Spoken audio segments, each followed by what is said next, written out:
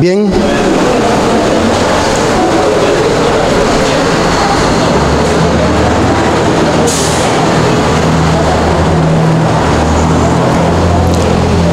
Vamos a estudiar la palabra de Dios. Vamos a hacer un estudio sobre, ¿cómo se llama el tema?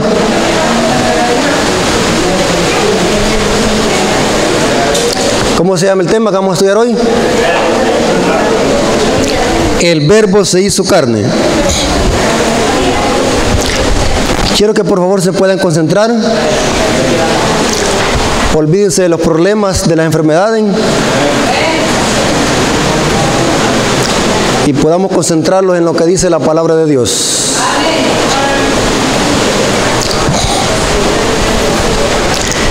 Vamos a iniciar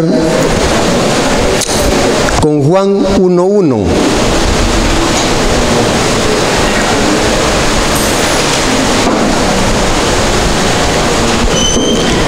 Juan 1:1.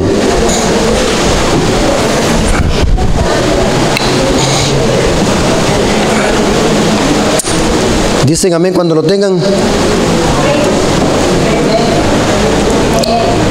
Bien. Lo leemos.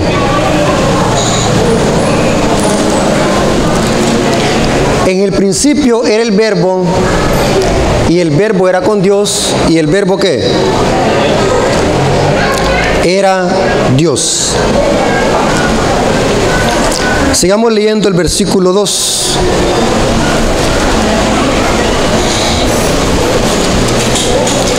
Este era en el principio con Dios. Versículo 3. Y todas las cosas fueron hechas por Él, y nada de lo que ha sido hecho fue hecho. ¿De quién está hablando este texto? El versículo 14 nos dice de quién está hablando. ¿Quién es este Verbo que se hizo carne? Versículo 14. Y aquel Verbo fue hecho carne y habitó entre nosotros, y vimos su gloria, gloria como del unigénito del Padre, lleno de gracia y de verdad. ¿Quién es el unigénito del Padre? Cristo Jesús. Que Juan está presentando a Jesús como el Verbo. Cristo es el Verbo. Repita. Cristo es el Verbo. Me llama la atención de que el griego koine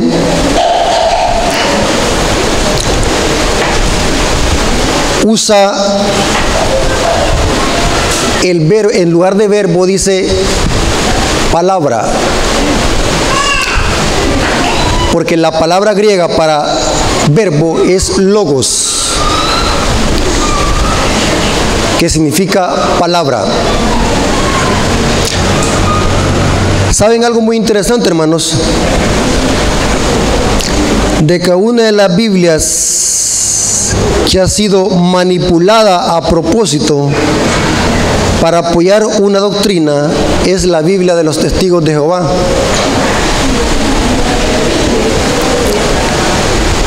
En la Biblia de los Testigos de Jehová, este texto es traducido de la siguiente manera. En el principio era el Verbo, y el Verbo era con Dios, y el Verbo era un Dios. Le añaden el artículo un Dios. En el original griego, esa palabra un no existe. Inclusive la Biblia de los Testigos de Jehová, en lugar de decir Dios con mayúscula, dice un Dios con D minúscula. Porque los testigos de Jehová creen en Jehová como Dios, creen en Jesús como un Dios pequeño. Y es peligrosa esa enseñanza, ¿sabe por qué, hermano? Porque cuando yo creo en un Dios grande y en un Dios pequeño, eso se llama politeísmo, creer en varios dioses. Y la Biblia no presenta un politeísmo.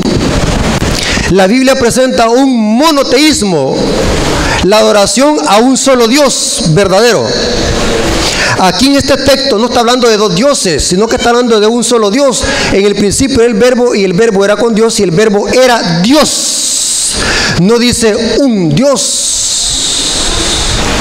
¿Están aquí? O sea, Juan está presentando a Jesús como el creador de los cielos y la tierra, porque por él fueron creados los cielos y la tierra. Jesús es Dios, no es un Dios. Interesante, ¿va? Ahora, ¿por qué he dicho yo esto, hermano? La Biblia tiene numerosas citas donde presenta a Jesús como Dios verdadero. Por ejemplo, vámonos a Isaías capítulo 9, versículos 6 al 7. Mire cómo el profeta Isaías presenta a Jesús. Isaías capítulo 9, versículos 6 al 7. Dice lo siguiente: lo dilatado de su imperio y la paz no tendrá término.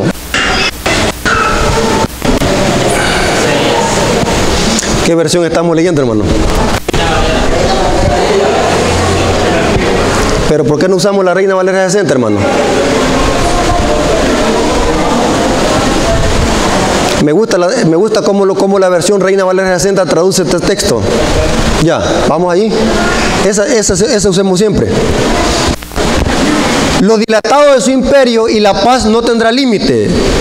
Sobre el trono de David y sobre su reino, disponiéndolo y confirmándolo en juicio y en justicia desde ahora y para siempre.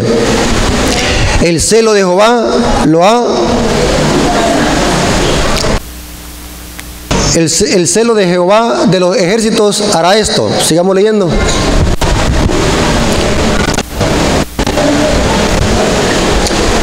Desde el versículo 6 y 7 tendríamos que estar leyendo. Porque un niño nos es nacido, hijo nos es dado, el principado sobre su hombro, se llamará su nombre. Imagine cómo Isaías está hablando de Jesús. Este es un versículo que derrota la enseñanza de los testigos de Jehová, que enseñan de que Jesús es un Dios pequeñito. La Biblia no enseña eso. Se llamará su nombre admirable, consejero, Dios fuerte, ¿qué? ¿Y de quién está hablando aquí Isaías? Está hablando de Jesús. Padre eterno, de paz. Jesús es el Dios todopoderoso, creador de los cielos y la tierra. Ahora, en esto la mayoría de iglesias podemos estar de acuerdo. La mayoría de iglesias, excepto los testigos de Jehová, de que Jesús es 100% Dios, es Dios sobre todas las cosas. Estamos de acuerdo con muchas denominaciones religiosas. Pero ¿qué hay de la naturaleza humana de Jesús?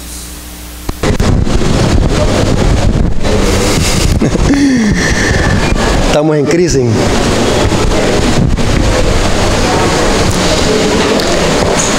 ¿Qué hay de la naturaleza humana de Jesús?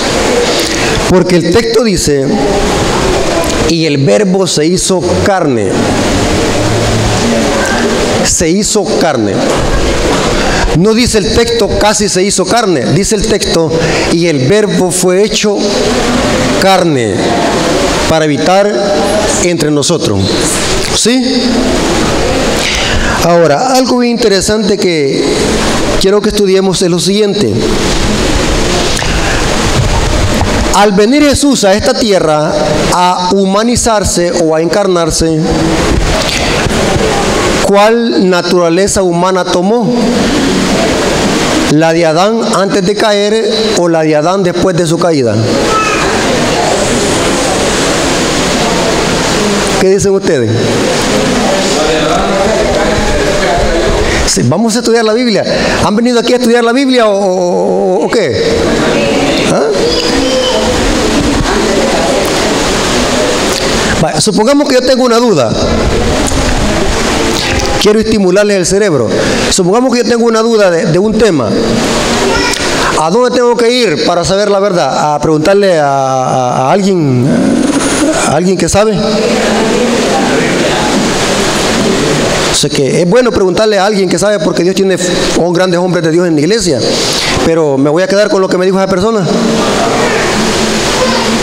¿Qué dice la Biblia respecto a este tema?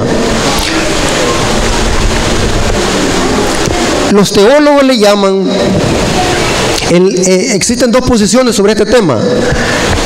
Muchos creen de que Jesús tomó la naturaleza humana de Adán antes de caer. Esto se le llama la posición prelaxaria. Y los que creen de que Jesús tomó la naturaleza humana de Adán después de su caída es la postlaxaria. Entonces, ¿cuál de esta posición es que la Biblia apoya? ¿Qué dice la Biblia sobre este tema? Porque la Biblia dice que el verbo se hizo carne. No dice el texto casi se hizo carne. El verbo se hizo carne. Pero la pregunta es, ¿cuál naturaleza es que adoptó ese verbo? ¿Cuál naturaleza? ¿La de Adán antes de caer o la de Adán después de su caída? La de Adán después de caer. Vamos a ver qué es lo que dice la Biblia. De aquí vamos a salir clarito, hermanos. Si usted tiene acepto, preguntan. Al final puedo hacer preguntas. Voy a dar por lo menos unos 5 minutos para hacer preguntas. Si la agarró en el aire, bueno, si no, no. Bueno, vamos a ver qué es lo que dice la Biblia, cuál naturaleza humana tomó Jesús. Hebreos capítulo 2, versículo 14 en adelante. Espero que hayan traído sus anteojos y puedan leer conmigo. Si no puede leer, ¿puede qué? Oír. ¿Estamos de acuerdo?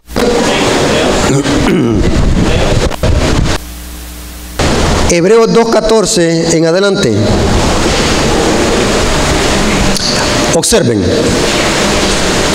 Usted me va a decir, bueno, ¿y esto qué tiene que ver con el plan de salvación? Ya verá que este es de vital, este es uno de los pilares del mensaje, del evangelio eterno, del evangelio, esto que estamos estudiando. Porque depende de su comprensión sobre este tema, así va a tener el concepto de que si podemos vencer o no. Mire cómo dice el texto. ¿Van a leer conmigo? Va, leamos. Así que por cuanto los hijos participaron de carne y sangre, Él también participó ¿de qué? De lo mismo. ¿De qué participó Jesús? De carne y sangre. Participó de lo mismo. No fue de otra cosa que participó de lo mismo. ¿Para qué? Para destruir por medio de la muerte al que tenía el imperio de la muerte. ¿Esto es qué? Pregunto, según este texto, ¿Jesús cómo venció al diablo? ¿Como Dios o como hombre?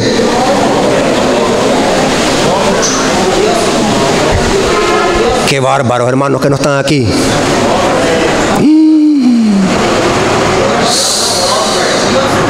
El texto clarito lo dice, no hay ni de explicarlo.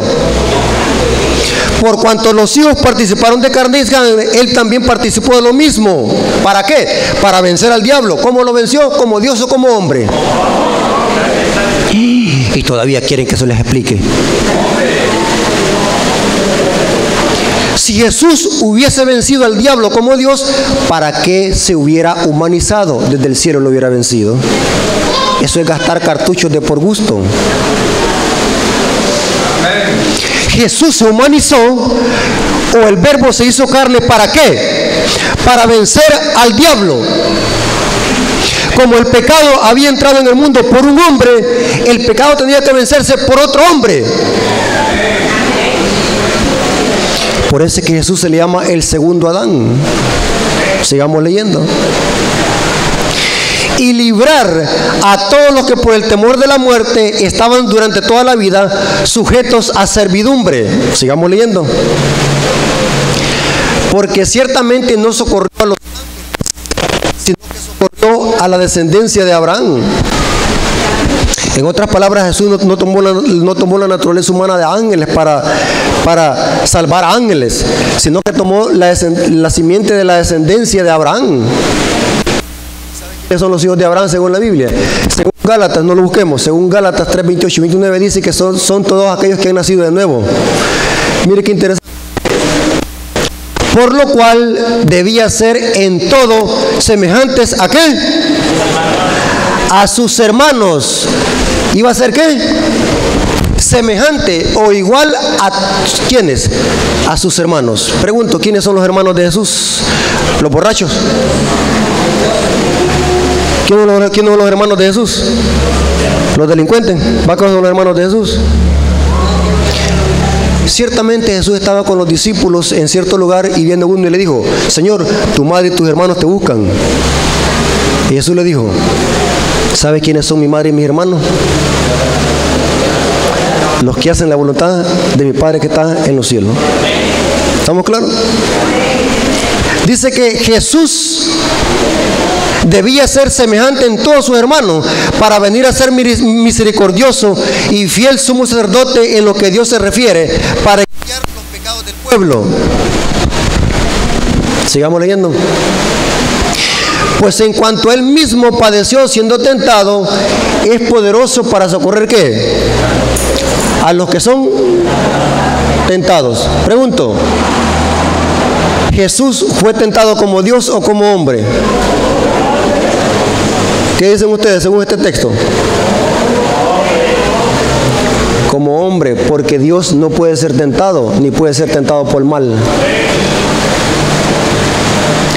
El diablo tentó a Jesús como hombre. Y algo bien interesante, hermano, que quiero que notemos. Si Jesús fue tentado como hombre, ¿estaba en la posibilidad de pecar? ¿Sí o no? Si él quería. ¿Qué dicen ustedes? Si no estaba en la posibilidad de pecar, entonces ¿para qué el diablo lo iba a tentar? ¿Están aquí? Jesús fue tentado como nosotros somos tentados, pero sin pecado. Nunca pecó. Ya vamos a ver más adelante por qué es que Jesús no pecó. ¿Por qué es que Jesús venció en nuestra condición? Pero ¿por qué es que Jesús no pecó aún teniendo nuestra naturaleza pecaminosa?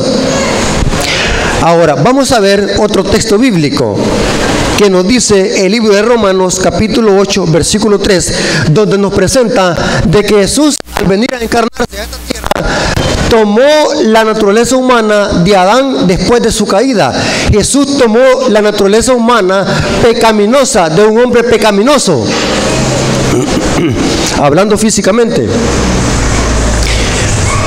Porque lo que era imposible para la ley, por cuanto era débil por la carne, Dios enviando a su Hijo a semejanza de ¿qué?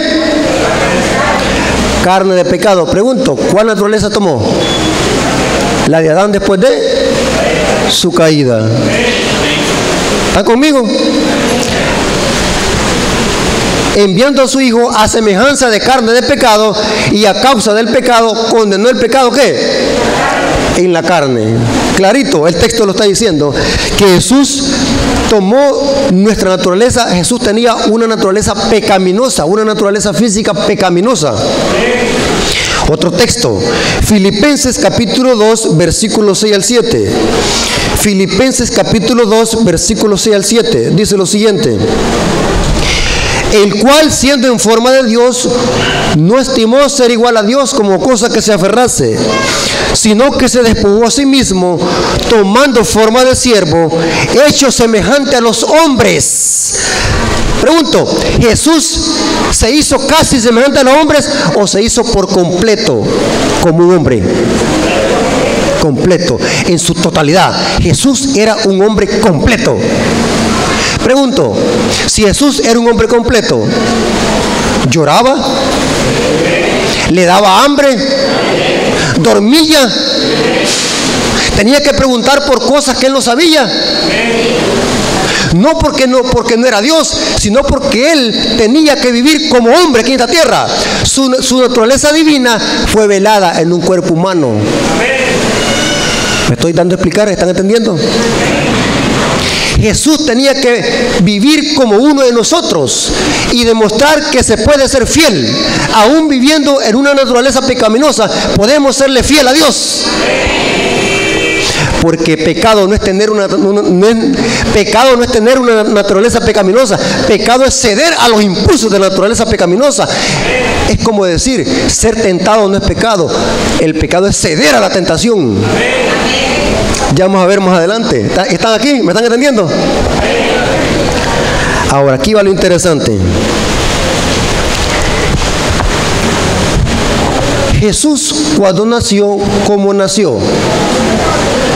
Gálatas 4:4. Esto se va a poner bueno, hermanos. Agarren su Biblia. Esto sí se va a poner bueno. Oiga lo que dice Pablo, Gálatas 4:4. Esta es una pedrada al sistema romano, a la iglesia romana, esto que vamos a estudiar. Y les voy a explicar por qué. Pero cuando vino el cumplimiento del tiempo, Dios envió a su Hijo, nacido de mujer y nacido bajo la ley. Pregunto, ¿Jesús cómo nació? Como nacemos todos nosotros. Pero ¿sabe qué la iglesia romana enseña? De que Jesús no fue totalmente un hombre, porque lo que quiere la iglesia romana es preservar la virginidad de María. Herejía. Pregunto, después de que Jesús nació, bíblicamente, ¿María siguió siendo virgen? ¿Sabe, hermano, que tengo un estudio? Lástima que por falta de tiempo no presento ese tema. Tengo un estudio profundo sobre las 4 cosas que María no es. La Biblia presenta, antes de nacer Jesús, a María se le llama virgen. Después de que nace Jesús se le llama María, madre de Jesús, y se le quita la palabra virgen. Porque después de que Jesús nació, María dejó de ser virgen, porque Jesús nació de mujer. Ahora la pregunta es, cuando Jesús nació, ¿creen ustedes de que también Jesús heredó la naturaleza pecaminosa de María? ¿Sí o no? Sí. Mire cómo describe la Biblia a María. En el libro de Lucas, capítulo 1, versículo 46 al 48. Lucas, capítulo 1, 46 al 48. Pregunto, ¿María era pecadora? ¿Sí o no? Esto es bien difícil lo que voy a hablar. Los que tienen conceptos católicos. Esto es difícil, pero la Biblia lo dice. Pregunto, hermano, según la Biblia, ¿María era pecadora? Dejemos que María lo diga. No le preguntemos a nadie. María lo va a decir. Lucas. Entonces María dijo, o sea que aquí María está hablando. Bonito va. María dijo, engrandece mi alma al Señor, y mi espíritu se regocija en Dios mío. ¿Se consideraba pecadora María? Sí, porque los únicos que necesitan un Salvador, ¿quiénes son? Los que han cometido pecado. Mi alma se regocija en Dios, mi Salvador. Y yo no sé cómo es que la gente le pide a María, cuando María le pedía a Jesús. Algo absurdo. Sí. La gente le pide a María cosas cuando María le pide al Señor. ¿Cómo yo voy a dar algo que no tengo? Interesante. Miren lo que dice 1 Juan 4, 1 al 3. Los que creen de que Jesús no tomó una naturaleza humana en su totalidad de un hombre caído, mire qué espíritu tienen según Juan. 1 Juan 4, 1 al 3. Amados, no creáis a todo espíritu, sino probad los espíritus si son de Dios, porque muchos falsos profetas han salido de vosotros, del mundo. En esto conoced el Espíritu de Dios. Todo espíritu que confiesa que Jesucristo ha venido, ¿qué? En carne. Es de Dios. Sigamos leyendo. Y todo espíritu que no confiesa que Jesucristo ha venido en carne no es de Dios. Y este es el espíritu de ¿qué? Del anticristo. También por falta de tiempo no les puedo explicar eso. En las cartas de Juan se usa la palabra anticristos y anticristo, singular y plural. Y se usa en dos contextos. Cuando Juan se refiere a los anticristos varios, se está refiriéndose a falsos hermanos que se estaban levantando dentro de la iglesia en los tiempos de Juan con doctrinas heréticas y gnósticas. Pero cuando usa la palabra anticristo como de uno, se está hablando de un tema que más adelante en el Apocalipsis 13 se le llama la bestia y en Daniel 7 se le llama el cuerno pequeño. No hay mejor nombre para describir al sistema papal. Interesante, pero por falta de tiempo no podemos hablar de eso. El cual vosotros habéis oído que viene y que ahora está en el mundo. El que niega de que Jesucristo ha venido en carne es el espíritu del anticristo. Ahora, voy a leer una cita que está en Mensajes Selectos, tomo 1.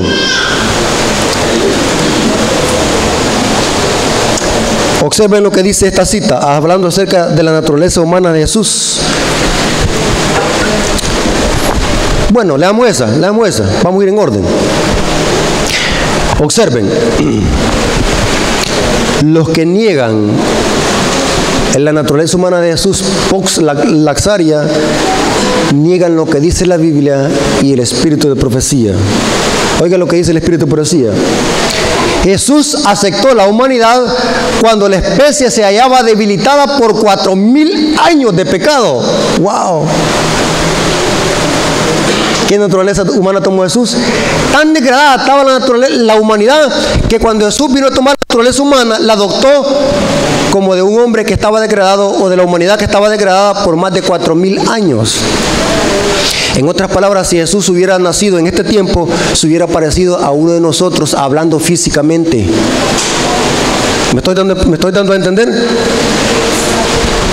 Y sigue diciendo, había aceptado la debilidad de la humanidad. Eso está en Deseado toda la gente, página 32 y en la página 86. Leamos otra cita. Eso está en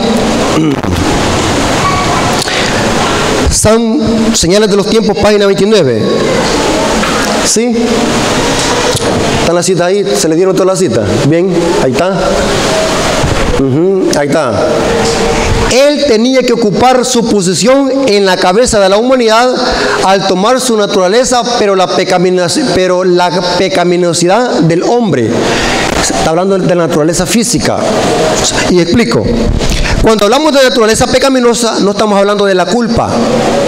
¿Me voy a explicar?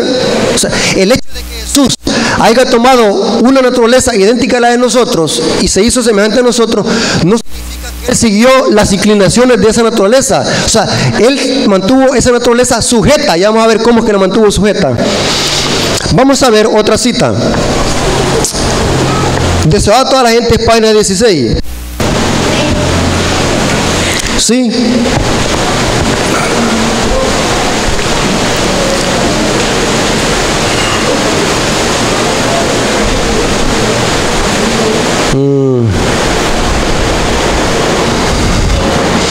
No, quizás se la dio equivocada. La voy a leer aquí.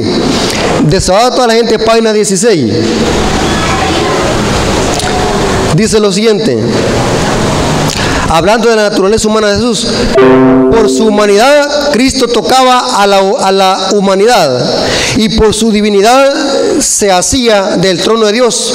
Como hijo del hombre nos dio un ejemplo de obediencia.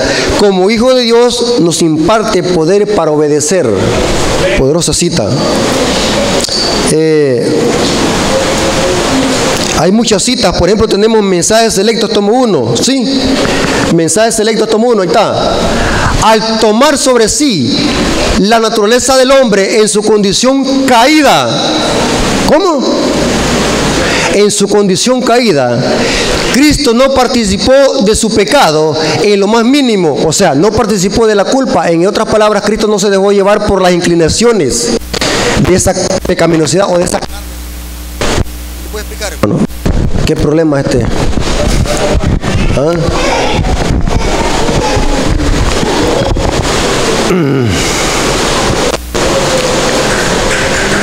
Tener naturaleza pecaminosa no es pecado. La Biblia le llama los deseos de la carne.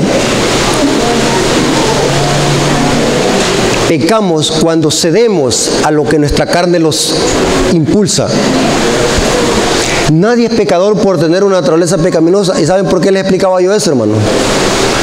Un niño cuando nace no es pecador, pero sí trae una naturaleza pecaminosa, pero eso no lo convierte en pecador. El niño llega a ser pecador ¿cuándo? Cuando tiene conocimiento del bien y el mal y empieza a quebrantar la ley, porque el pecado ¿qué es? Infracción de la ley. ¿Están conmigo, hermanos? A un niño a un bebé no se le puede decir pecador, ¿por qué? Porque no conoce ¿qué? Lo bueno y lo malo. Sí, estamos de acuerdo en eso. Y esta es otra falsa enseñanza de la iglesia romana. Bautiza a los niños para quitarles la mácula. Porque según la iglesia romana traen un pecado original, la culpa. La Biblia no enseña eso. Inclusive, ¿saben qué es lo que dijo la Biblia? Dijo Jesús: dejad que los niños vengan a mí, porque los tales ¿qué? Es el reino de los cielos. ¿Estamos claros? Fue conmovido por el sentimiento de nuestras debilidades y fue en todo tentado a nuestra semejanza, y sin embargo no conoció pecado. No debemos tener dudas en cuanto a la perfección impecable de la naturaleza humana de Cristo. Ahora, aquí va la pregunta del trillón. Si Jesús fue tentado como nosotros, si Jesús tomó la naturaleza humana que nosotros tenemos, Jesús pasó por nuestras tentaciones, Jesús vivió como nosotros, Jesús pensó como nosotros. La pregunta es, ¿por qué es que Jesús nunca pecó?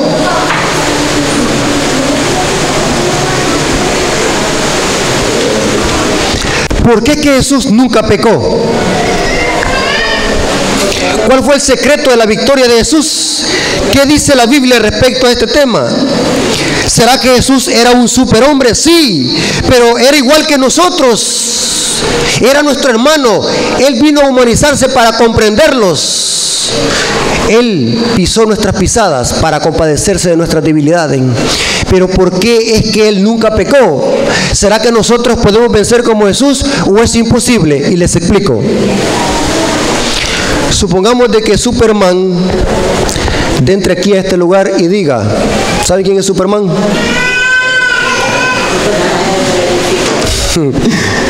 Supongamos que Superman entre aquí y diga,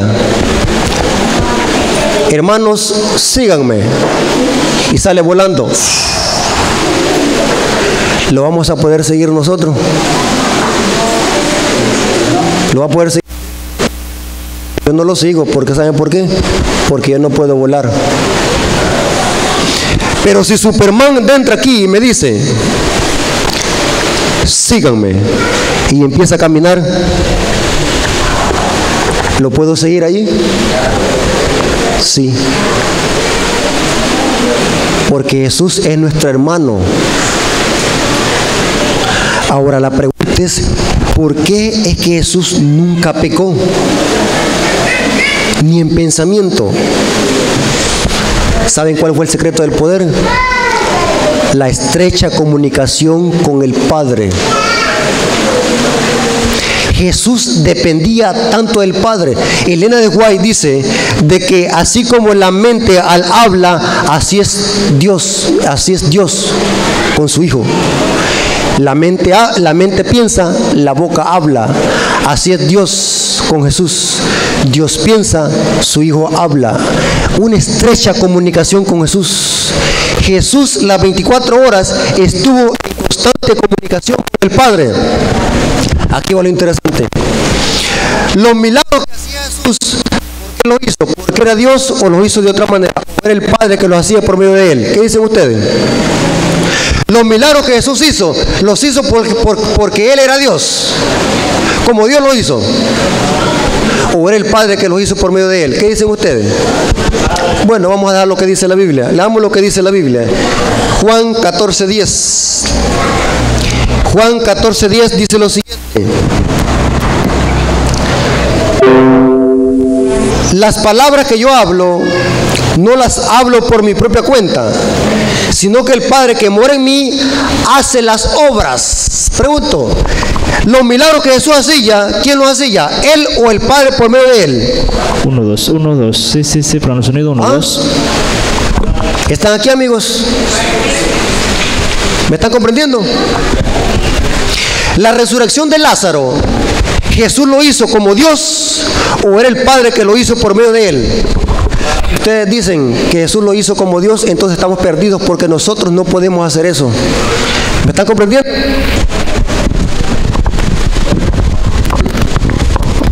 ¿Me están comprendiendo, hermano? O sea, todo lo que Jesús hizo, lo hizo en forma humana. Era porque el Padre estaba obrando por medio de él. Vamos a otra cita. Juan capítulo 5, versículo. Juan capítulo 5.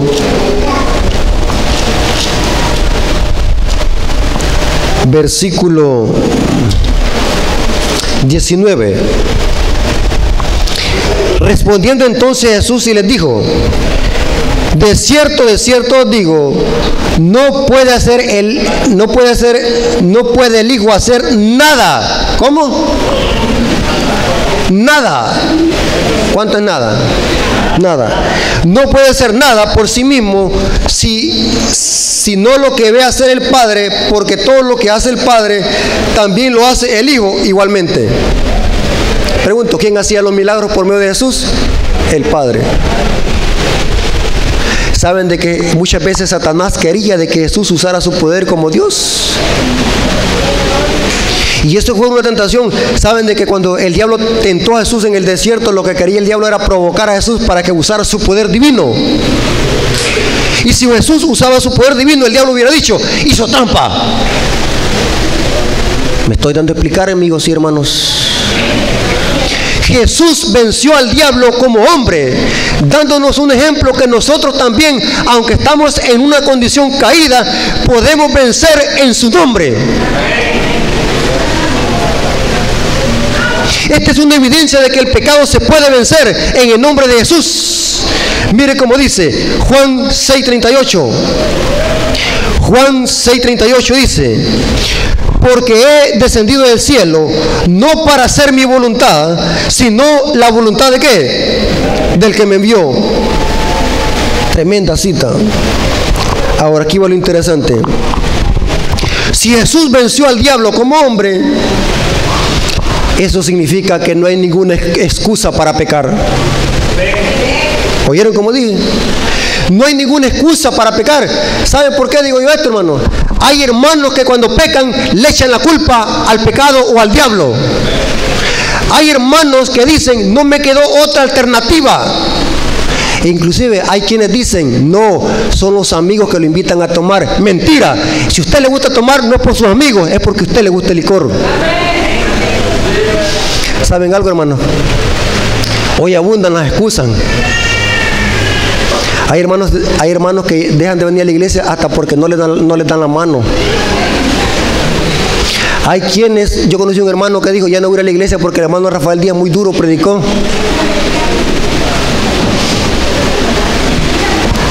O sea que la gente le echa la culpa, pues vaya pues. Cuando usted ya no quiera venir a la iglesia, ¿sabe qué es lo que diga? Yo ya no quiero ir, pero no le eche la culpa a ningún hermano. Es porque usted. No hay ninguna excusa para pecar. Hay gente que dice: no tuve otra alternativa, lo tuve que hacer. Pero mire lo que dice esta cita. Patriarcas y Profetas, página 395. Patriarcas y Profetas, página 395. Ni aún las mayores tentaciones pueden excusar el pecado. Oigan, ni aún las mayores tentaciones pueden excusar el pecado. Por intensa que sea la presión ejercida sobre el alma, la transgresión siempre es un acto nuestro. ¿Oyeron? Si usted peca, no es porque el diablo lo forzó, el diablo le puso la tentación. Usted pecó porque quiso. ¿Está aquí o se fue? Mire cómo dice: no puede la tierra ni el infierno obligar a nadie a que haga el mal.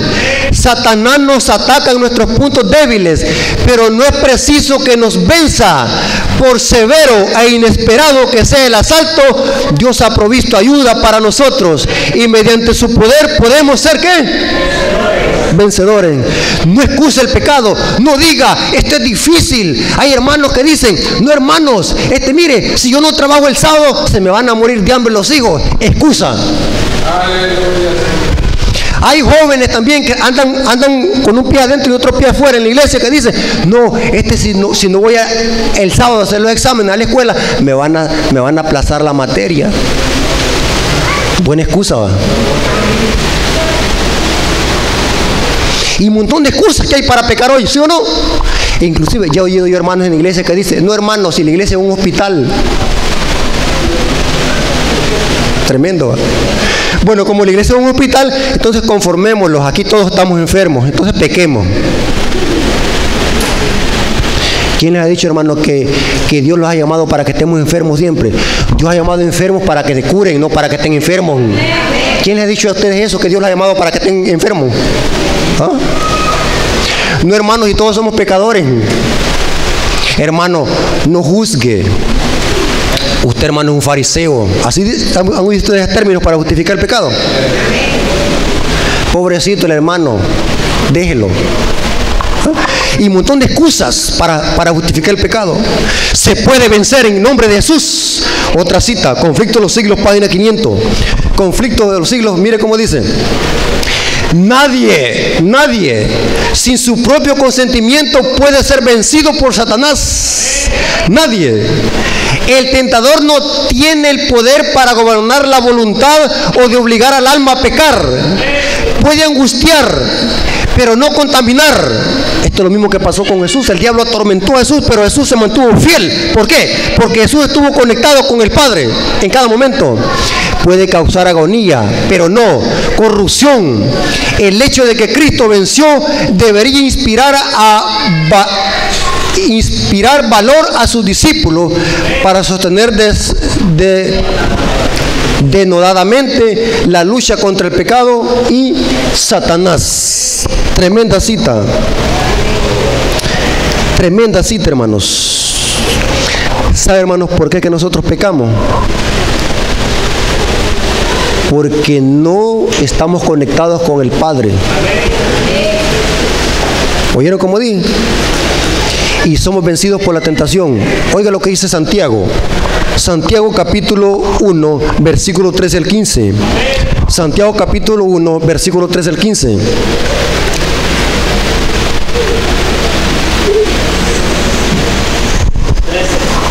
Santiago 1, 13 al 15.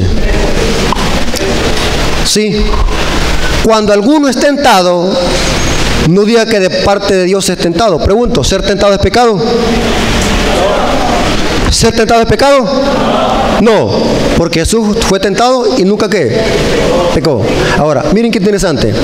Cuando alguno es tentado, no diga que es tentado de parte de Dios, porque Dios no puede ser tentado por el mal ni tienta a nadie. Pregunto, ¿quién nos tienta para pecar? ¿Quién nos provoca?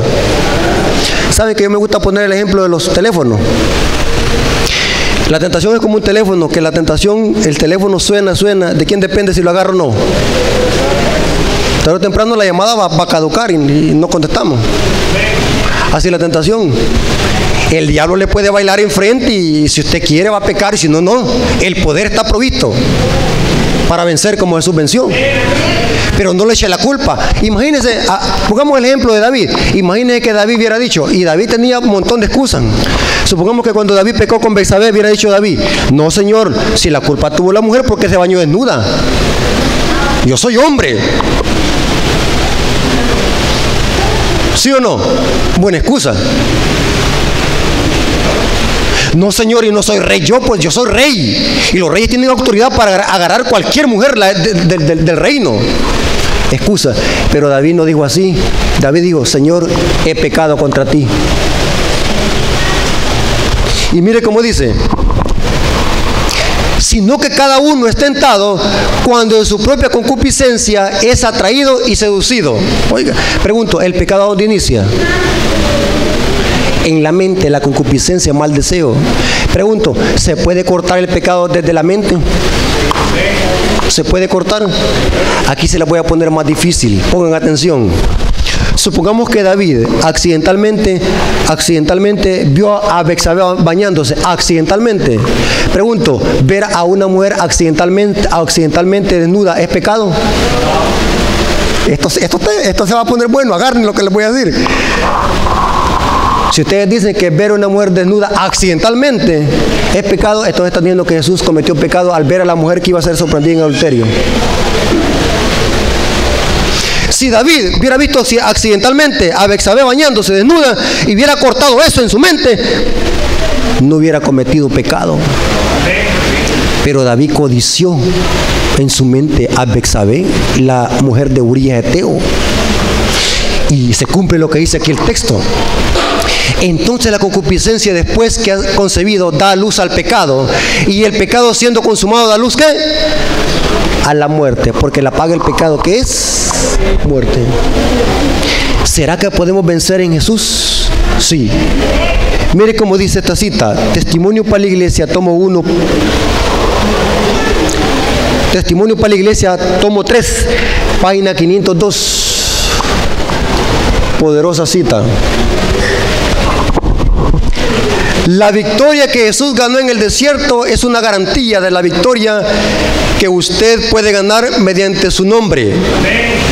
Su única esperanza y salvación está en vencer como Cristo venció. Radical. Antes de que Jesús venga por segunda vez, antes de que se cierre la puerta de la gracia, Dios tendrá una generación semejante a Cristo en carácter. Y sobre esos tales se le va a ser puesto el sello de Dios. Y sabe, hermanos, que este es el brazo derecho del mensaje de los 3 ángeles. El mensaje de la justificación por la fe. Algo que en la iglesia se desconoce rotundamente, que es la justificación por la fe. Es el centro del mensaje de los 3 ángeles. Es lo que va a alumbrar la tierra con la gloria de Dios. Proclamar al mundo que en Jesús hay victoria y que el pecado se puede vencer desde la raíz en el nombre de Jesús, porque la Biblia dice: todo lo puedo en Cristo que me fortalece. No importa en qué hoyo hayamos caído, no importa qué difícil sea tu caso, pero para Dios todo es posible, amigo y hermano. No importa qué pecado, no importa qué sucia es tu vida, ven a Jesús y Jesús te va a limpiar y Jesús te va a dar la victoria. Porque Jesús te justifica y Jesús también te santifica. Porque sin santidad nadie podrá ver al Señor. Yo quiero hacer un llamado especialmente y directamente a nuestros amigos. Si tú estás convencido de lo que dice la Biblia y lo que dice este tema que acabamos de estudiar, quiero invitarte aquí adelante, amigo. Quiero orar por ti. Diáconos, y traigan a nuestros amigos acá. Quiero invitar a nuestros amigos aquí al frente. Queremos hacer una oración por ellos. Pasen adelante. Los espero aquí. No se avergüencen del Evangelio. Voy a invitar a los diáconos que puedan traer a nuestros amigos aquí, a los ancianos de iglesia. Levanten a nuestros amigos. Vengan aquí adelante, amigos.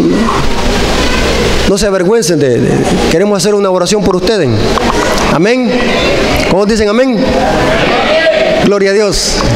Otro amigo, queremos hacer una oración por ustedes. Vengan. Yo sé que de alguna manera los da como cierta vergüenza, cierta pena, pero es natural. Pero no los dejemos vencer por eso. No los dejemos vencer. Algunas veces hacemos cosas peores y no los avergonzamos. Quiero invitar a nuestros amigos. Queremos hacer una oración por ustedes. Vengan. Queremos orar por ustedes. Amén. No hay más. Vamos a esperar que vengan. Ahí vienen más. ¿Sí?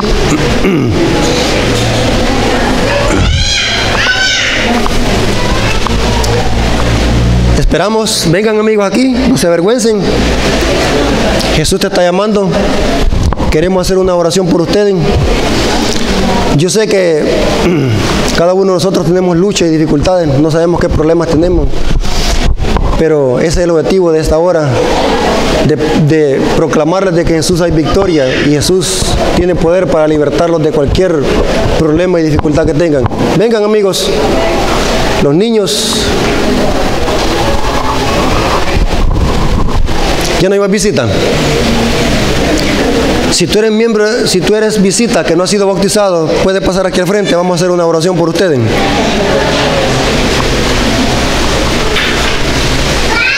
No sé qué les estará pasando a los diáconos. Nuestros diáconos han brillado por su ausencia.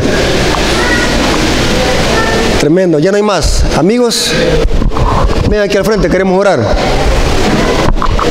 Queremos hacer una oración para que Dios dirija sus vidas. ¿Sí? ¿Ya no hay más? ¿Ya no hay más, amigos, hermanos?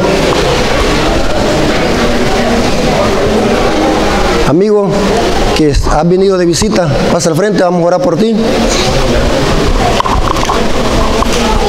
Sí, ya no hay. Bueno, vamos a orar. Quiero hacer una oración por los amigos. Vamos a orar. Cerremos los ojos. Señor bendito que está en el cielo, santificado sea tu nombre. Te damos infinitas gracias, Señor, porque tú eres nuestro mayor ejemplo, nuestro mayor modelo de victoria.